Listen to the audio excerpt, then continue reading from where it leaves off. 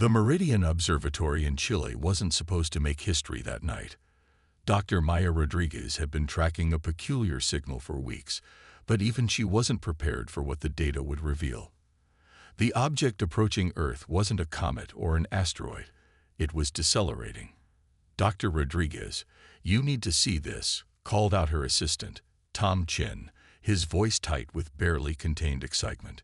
The object's changed course again. It's maintaining a perfect orbital insertion trajectory.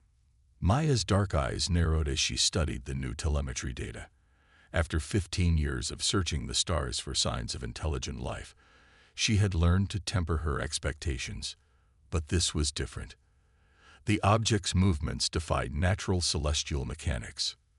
Within hours, every major observatory on Earth confirmed the finding. Humanity was about to make first contact.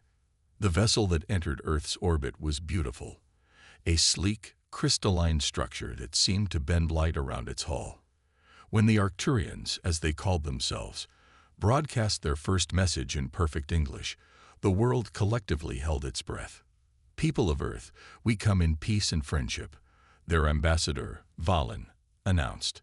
His holographic form appeared simultaneously in every United Nations member state's capital. The alien was humanoid but taller, with iridescent skin and eyes that seemed to contain galaxies. "We have watched your species' progress with great interest and believe the time has come to welcome you into the galactic community." What followed was a carefully choreographed diplomatic dance. The Arcturians shared glimpses of their advanced technology, clean energy solutions, medical breakthroughs, and faster-than-light travel theories. World leaders scrambled to accommodate their visitors, and the public celebrated humanity's entry into a larger universe. But in a secured facility deep beneath the Swiss Alps, Dr. Sarah Chen wasn't celebrating. As the head of the newly formed Sinological Intelligence Division, XID, she had been tasked with analyzing every aspect of the Arcturian presence. Something didn't add up. "Look at this pattern," she explained to a room full of the world's top cryptographers and behavioral analysts. The holographic display showed a complex web of Arcturian communications intercepted over the past month. They're broadcasting on frequencies we're supposed to detect, but there's a subtle carrier wave beneath everything. They want us to see what they're showing us. Colonel James Harrison, her military liaison, leaned forward. "You're saying it's all for show." "I'm saying it's too perfect." Sarah pulled up another display, this one showing the technical specifications of Arcturian technology. "Every piece of technology they've shared with us fits perfectly into our current developmental trajectory. It's like giving a slightly better bow to an archer when we know they have plasma weapons." The room fell silent as the implications sank in. The Arcturians weren't just hiding their true capabilities, they were deliberately underestimating humanity's potential. Over the next few weeks, Sarah's team worked around the clock, developing new ways to penetrate the Arcturian security measures. They created quantum algorithms that could decode the hidden carrier waves, revealing a disturbing truth. The Arcturians weren't alone. They were scouts for something much larger, the Galactic Supreme Council. In a classified meeting with world leaders, Sarah laid out her findings. "The Arcturians are testing our defenses, mapping our responses. The technology they shared, it's not a gift. It's a way to standardize our development, to make us predictable." "What's their endgame?" asked the Chinese premier, her face grim. "Control." Sarah projected a decoded transmission. "The Council believes younger species need to be guided, shaped. Those who resist." She let the implication hang in the air. But humanity had an advantage the Arcturians hadn't counted on. While they focused on official channels and public responses, they missed the quiet preparations taking place in secret facilities around the globe. Projects that had been dismissed as theoretical were already bearing fruit. In a hidden laboratory beneath the Sahara Desert, Dr. Victor Patel watched as his quantum phase shifters successfully cloaked an entire facility from Arcturian sensors. In the Mariana Trench, Dr. Lisa Wong's team had achieved breakthrough after breakthrough in dark matter manipulation. And in orbit, disguised as ordinary satellites, humanity's first line of defense was already in place. The Arcturians' deception was thorough, but they had made a crucial mistake. They assumed humanity's apparent technological level reflected their true capabilities. They never considered that Earth's nations, despite their public differences, had been quietly cooperating for decades, preparing for this very moment. As Valen delivered another peaceful address to the United Nations, Sarah's team intercepted a coded transmission to the Supreme Council. Species shows acceptable compliance. Recommend proceeding with integration protocols. In her underground office, Sarah allowed herself a small smile. Let them think they had deceived us. Let them believe their subtle manipulation had worked. Humanity had learned long ago that the best way to survive was to keep your true strengths hidden until they were needed. The real question wasn't whether humanity would resist the Council's control. It was how shocked they would be when they discovered just how prepared Earth really was. As Sarah reviewed the latest reports from secret facilities around the world, she couldn't help but think that the Arcturians' perfect deception had failed in the most human of ways. They had underestimated humanity's capacity for deception itself. The stage was set. The Arcturians thought they were watching a primitive species take its first steps into a larger universe. Instead, they were about to learn why humanity had survived countless extinction-level events and emerged stronger each time.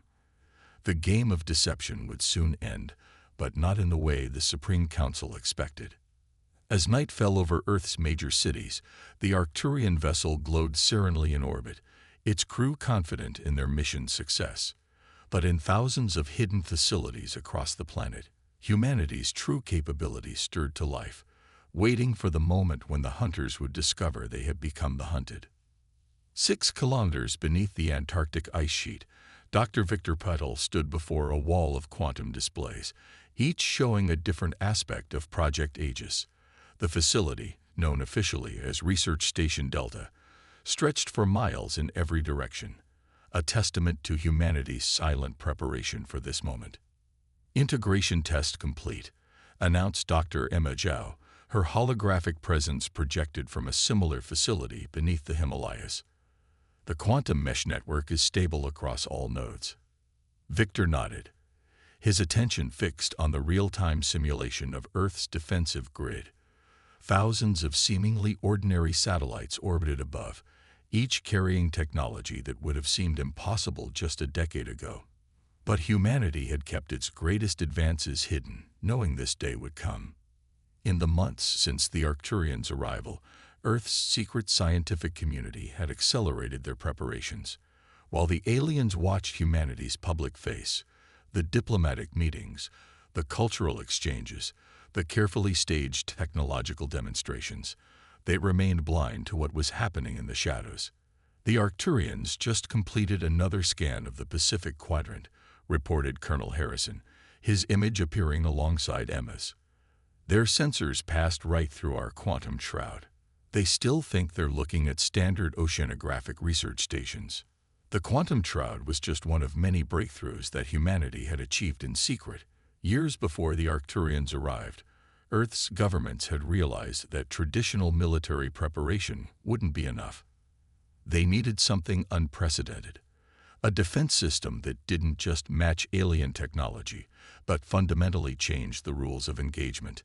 Deep beneath the Sahara, Dr. Sarah Chen supervised the final calibration of the Nexus Array, a network of quantum computers that could predict and counter any known form of energy weapon.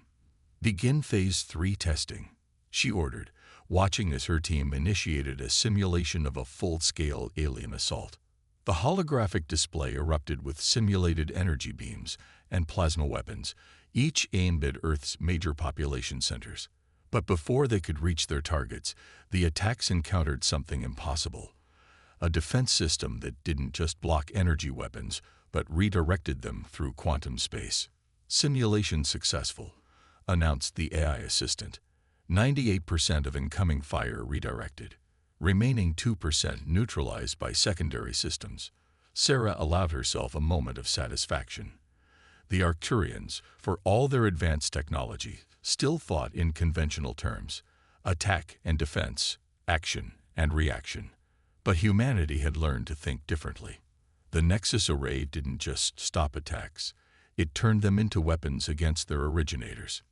In orbit, disguised as weather satellites, the first wave of quantum interceptors maintained their vigilant watch. Each one contained technology that would revolutionize warfare, if it had ever been revealed. But Earth's leaders had learned from history. Sometimes, the greatest advantage was the one your enemy never knew existed. Message from Lunar Base Alpha announced the facility's dark matter containment fields are at full capacity. Project Eclipse is ready for deployment. Project Eclipse represented humanity's ultimate insurance policy. Hidden on the far side of the moon, it was a weapon system so advanced that even most of Earth's leaders didn't know its full capabilities.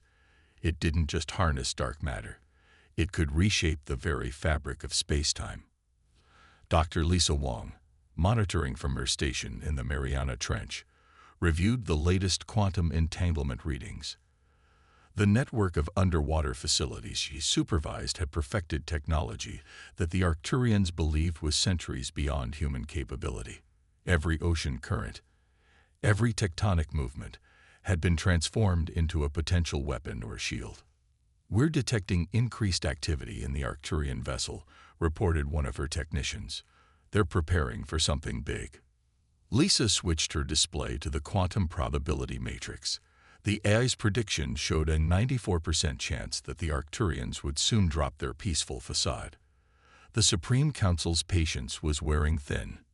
In the Swiss facility, Sarah Chen gathered Earth's hidden leadership for a final briefing. Representatives from every major power attended via quantum-encrypted channels, their images appearing as if they were all in the same room. "The Arcturians believe they've mapped all our defensive capabilities," Sarah explained, bringing up a holographic comparison of what the aliens had seen versus reality. "They think they know exactly how we'll respond to their integration attempts, but they've been watching a carefully constructed illusion."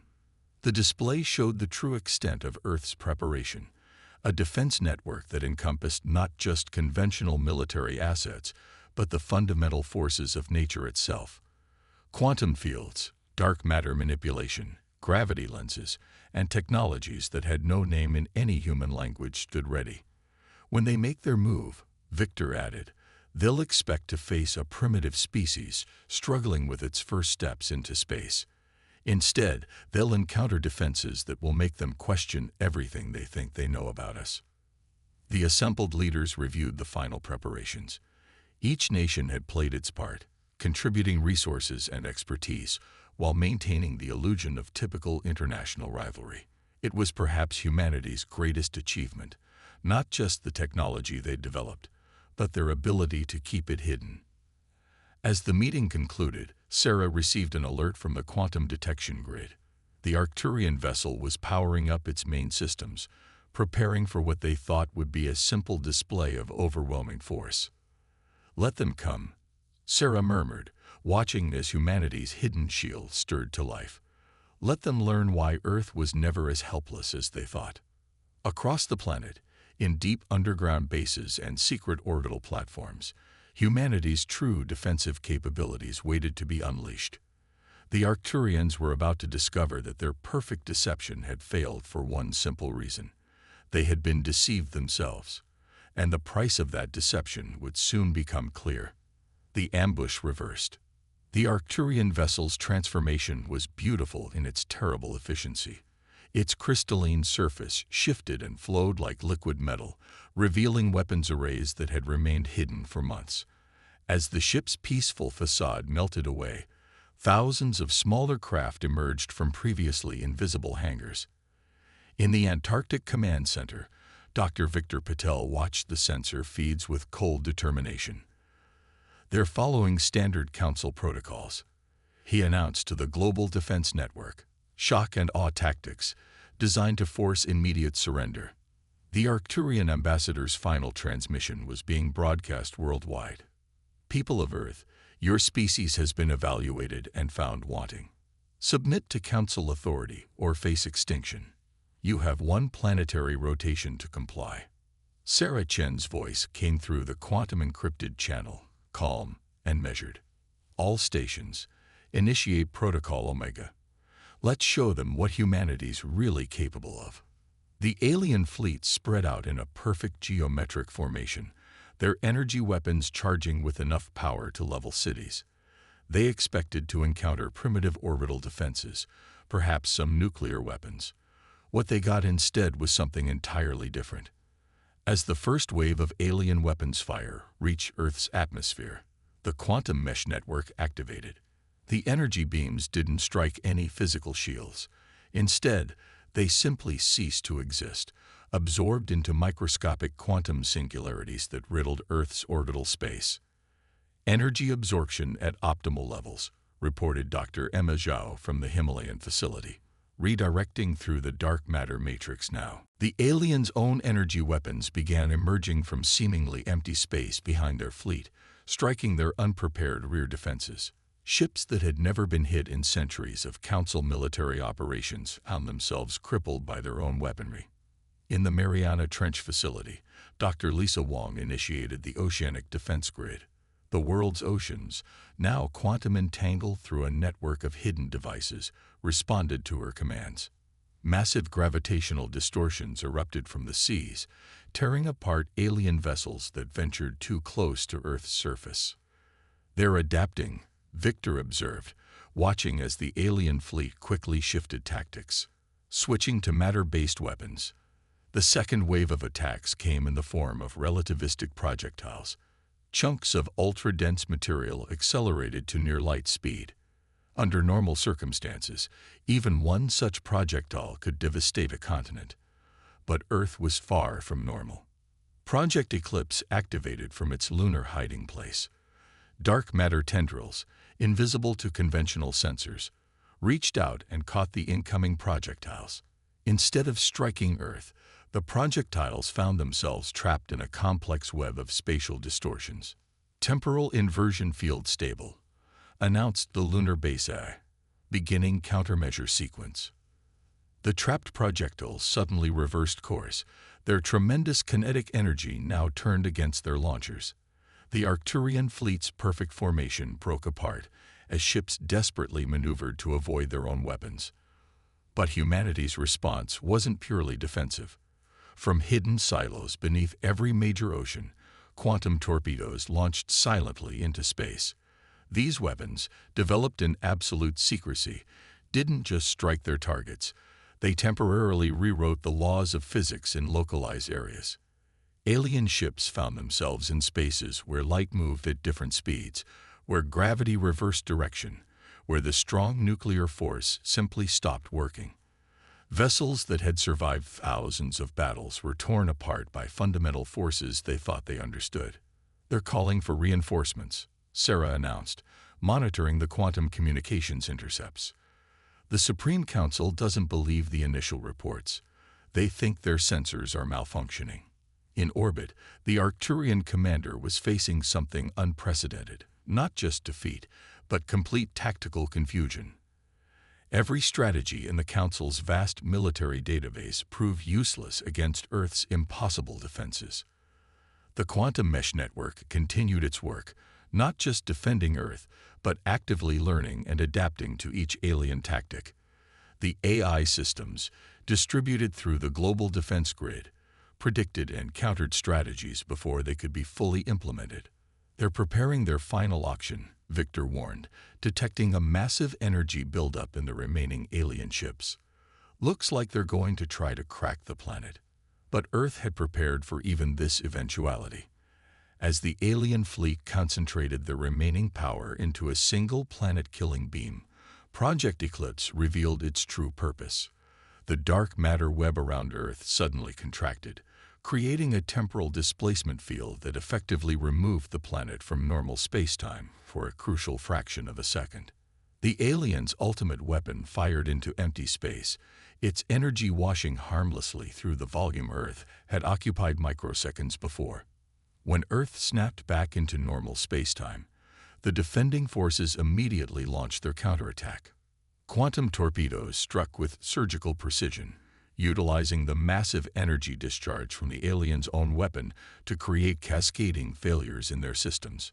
Ships began disappearing from space, not destroyed, but transported into microscopic pocket universes from which there was no escape. Enemy fleet neutralized, announced the Global Defense A.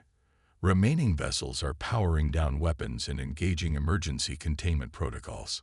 In the Antarctic Command Center, Victor allowed himself a small smile. "Send the message," he ordered. Sarah's voice carried across all frequencies, reaching not just the defeated Arcturian fleet, but the distant Supreme Council itself.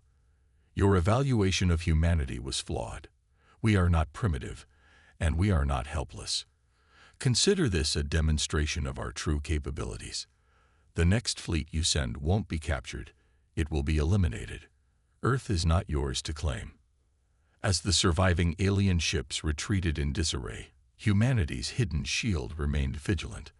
They had revealed only a fraction of their true capabilities, keeping their most advanced technologies in reserve. The Supreme Council would soon learn that their attempt to subjugate Earth had accomplished something unprecedented. It had united humanity in ways they could never have anticipated. The battle was over, but the real war was just beginning, and Earth was ready. Council's Gambit. The Supreme Council's chamber was a marvel of alien architecture, a vast spherical space where representatives of 1,000 civilizations gathered to govern the galaxy. But today, the chamber was in chaos. The holographic display at its center showed the destruction of their Arcturian fleet, a defeat unprecedented in Council history.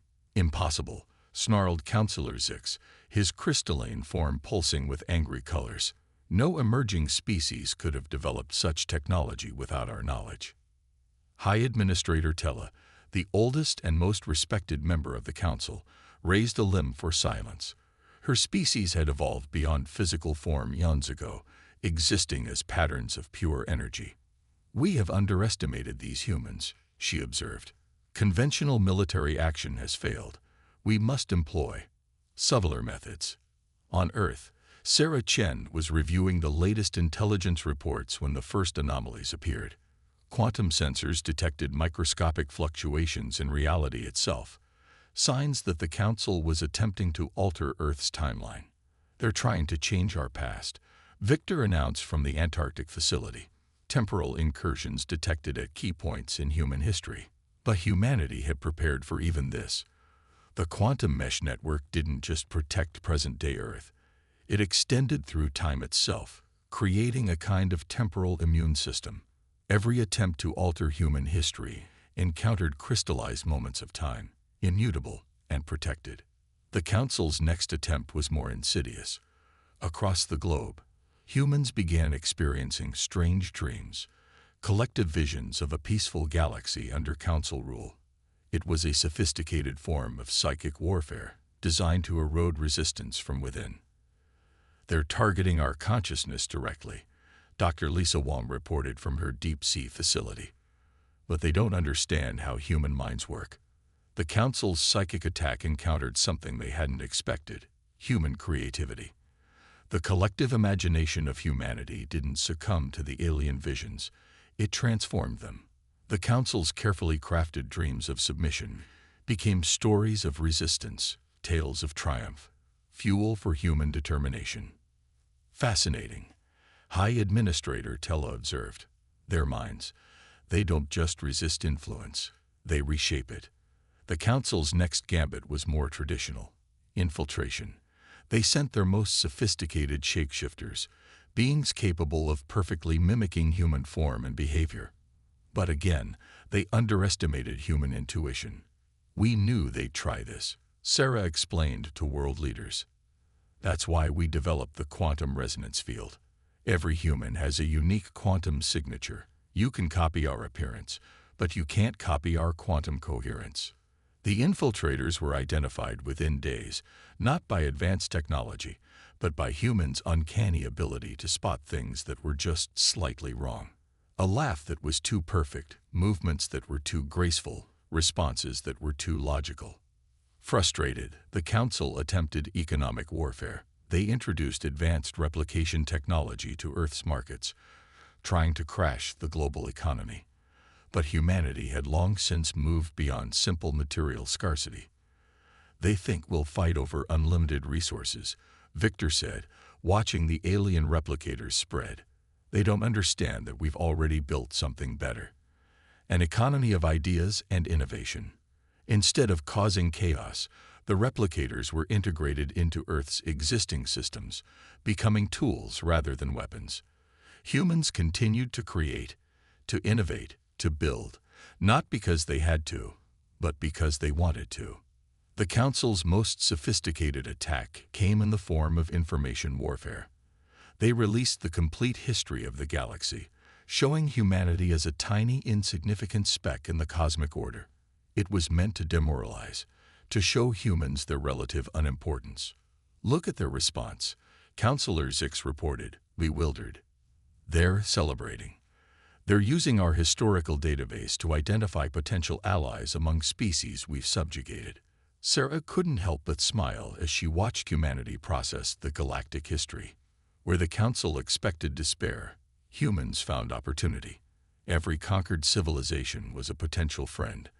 Every subjugated species a possible ally. Send the message to all Council-controlled worlds, she ordered. Let them know there's another way. The Council's chamber erupted in alarm as their communications network was hijacked. Somehow, humans had turned their own quantum entanglement technology against them. Across the galaxy, oppressed civilizations received proof that the Council could be defeated. This is beyond military action, High Administrator Tella realized. They're not just resisting us. They're changing the very nature of galactic society. In hidden facilities across Earth, humanity's leaders watched as their true victory unfolded.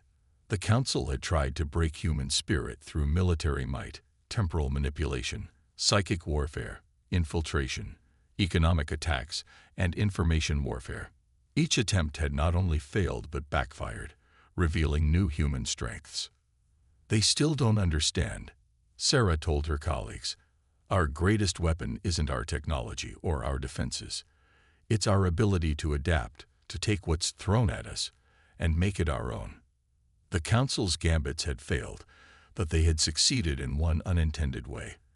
They had proven that humanity was ready for a larger role in galactic affairs. Not as subjects to be ruled, but as champions of a new way of thinking. As reports of unrest spread through Council space, High Administrator Tella faced an uncomfortable truth. In trying to subjugate Earth, they had instead sown the seeds of their own transformation. The age of Council dominance was ending, and something new was about to begin. Evolution's edge. The galactic core blazed with unprecedented activity. Thousands of Council warships gathered for what they claimed would be their final assault on Earth. But this time, something was different. Among their gleaming fleet, ships of other designs appeared. Vessels from civilizations that had supposedly been peacefully integrated into Council space generations ago. In the Antarctic Command Center, Dr. Victor Patel studied the quantum sensor readings with a hint of satisfaction.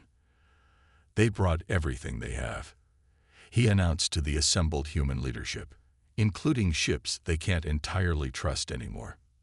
Sarah Chen nodded, her eyes fixed on the tactical display showing the Council's approaching armada. How many civilizations have responded to our message? 342 at last count, Dr. Lisa Wong reported from her deep-sea facility. All former protectorates of the Council. They're waiting to see what happens here. The Council's final message to Earth was brief. Submit or be erased from history itself.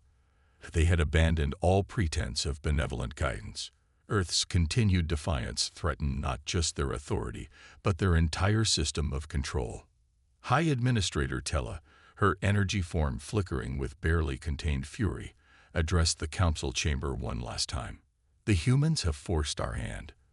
We must demonstrate that resistance against the natural order is futile. But Earth had been preparing for this moment since the first Arcturian ship appeared in orbit.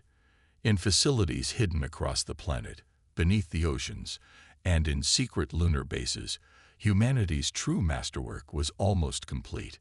Project Prometheus is ready, Victor announced. All quantum nodes synchronized. Sarah took a deep breath before giving the order that would change the galaxy forever. Initialize the awakening sequence. Across Earth's surface, hidden quantum processors activated simultaneously. But they weren't powering weapons or shields. Instead, they began broadcasting a signal that the Council's own technology had made possible, a wake-up call to the very fabric of space-time itself. They're launching their attack. Lisa reported as the Council fleet opened fire. Weapons that could shatter planets lashed out at Earth. But before they could strike, reality itself seemed to hesitate. The Council's weapons encountered something unprecedented, space that refused to cooperate with their intentions. The quantum nature of reality, which their civilization had studied for millions of years, was responding to human influence in ways they had never imagined possible. Impossible. Counselor Zix screamed as reports flooded in. They're communicating with the quantum substrate of the universe itself. This was humanity's greatest secret, the project they had been working toward since they first looked up at the stars. While other civilizations sought to impose their will on the universe, humans had learned to ask it for help. The quantum processors weren't controlling reality. They were engaging in a dialogue with it. Each one was part of a vast network that didn't seek to dominate natural laws, but to understand them intimately, to work in harmony with the fundamental forces that governed existence. Project Prometheus hadn't just defended Earth, it had introduced a new paradigm to the galaxy. One where consciousness and reality worked together, where evolution wasn't about domination, but about collective growth and understanding. As the Council fleet disappeared into hyperspace, Sarah addressed the waiting galaxy. The age of control is over. Welcome to the age of cooperation. Earth extends an invitation to all species to join us in writing the next chapter of cosmic evolution. The response came not in words, but in the quantum resonance of countless civilizations awakening to new possibilities. The Council had sought to prevent humanity from changing the galactic order. Instead, they had helped create the conditions for a transformation beyond anything they could have imagined. In the end, humanity's greatest victory wasn't in defeating the Council. It was in showing the galaxy that there was another way to grow, to evolve, to exist. The universe itself had listened, and nothing would ever be the same.